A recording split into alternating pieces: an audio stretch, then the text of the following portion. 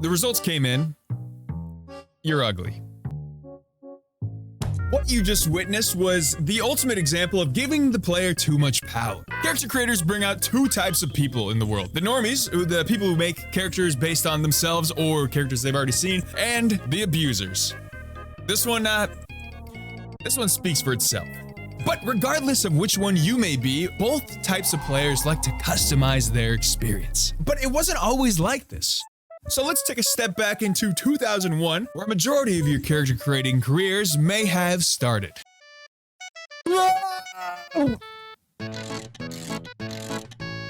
This is RuneScape, an MMORPG from the early 2000s before the Zack and Cody era. But in this wild and whimsical world, how would you separate yourself from all the other gamers in the planet? Hairstyles. But changing your hair to different styles is just the catalyst of this giant nuclear explosion we're diving into today. Sometime later after the Zack and Cody era came a little indie game called Skyrim. You may have heard of it. And with 10 different races to choose from and sliders to pull out your character's forehead like a drawer, there was no limits to this pinnacle peak of character creation. Definitely not as satisfying as I remember. But behold, the Dragonborn! This isn't enough, no.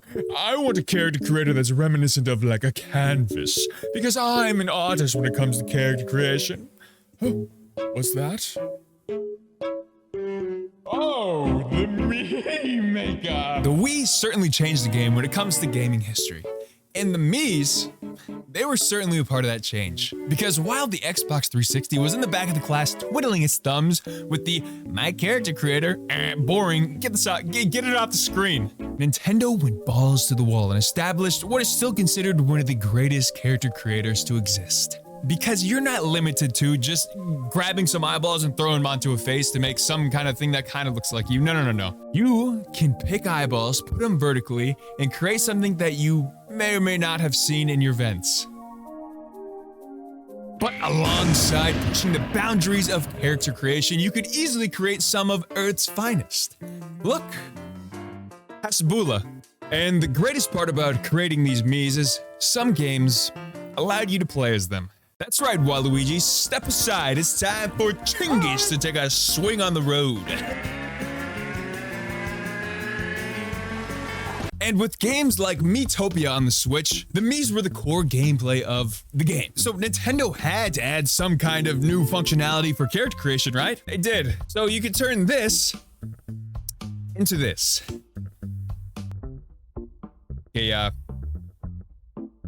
you can take me off the screen now. This guy's starting to freak me out. And while all these are all fine and dandy of legacy, but what's new? What's the kind of new stuff we can look at? Well, we have Ark, where, you have damn near full power of creating what kind of little gremlin you want to make, but a game has a PvP meta to it when you're creating your character. In Sims 4, you have a lot of options to create some monstrosity just to drag and drop into your world, but I want to actively know that the character that I create is the sole reason the world is going to be saved. I want to make something so ugly that people go, yeah, that's our hero, but, he's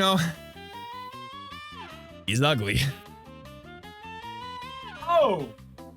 Elden Ring, of course! Talk about a game going above and beyond to make a player's experience unique. Look at the amount of sliders we have. You can morph this man's face like a Rubik's Cube. And for me, when I'm creating a character, I like to go all in and create a character that defies the beauty standard. Yeah, we've made a mistake.